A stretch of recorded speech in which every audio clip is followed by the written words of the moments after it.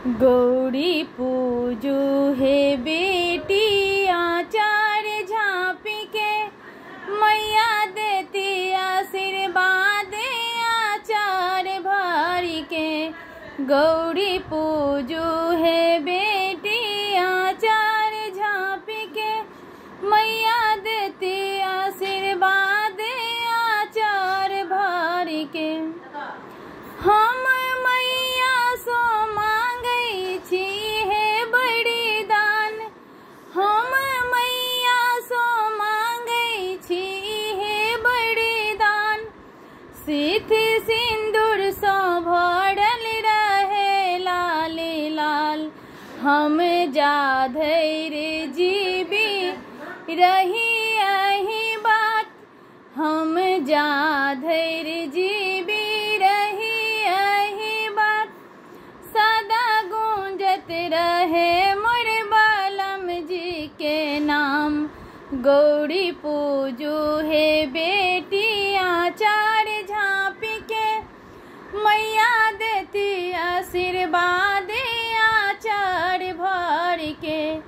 हम मैया सो मांगई छी हे बड़ी दान, हम मैया सो मांगई छी हे बड़ी दान।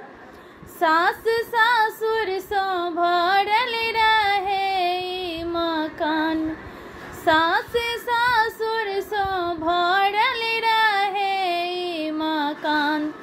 हम आबिए तार कहाँ बिलछन मान, हम आबिए तार कहाँ बिलछन मान। सदा गूंजत रहे मोर ससुर जी के नाम, सदा गूंजत रहे मोर ससुर जी के नाम। गौरी पूजू हे बेटी आचार झाँपी के, मैया देती आशीर्वाद आचार भर के। हम मैया सो मांगई छी हे बड़े दान, हम मैया सो मांगई छी हे बड़े दान। भाई भातिज सो भरल रहे मकान, भाई भातिज सो भरल रहे मकान। हम आबिए तार करीबी श्री राम, हम आबिए तार करीबी श्री राम।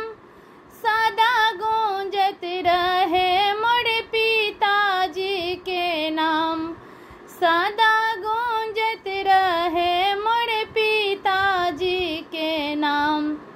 गौरी पूजू हे बेटी आचार झाँपी के, मैया देती आशीर्वाद आचार भर के। गौरी पूजू हे बेटी आचार भर के, मैया देती आशीर्वाद आचार भर के।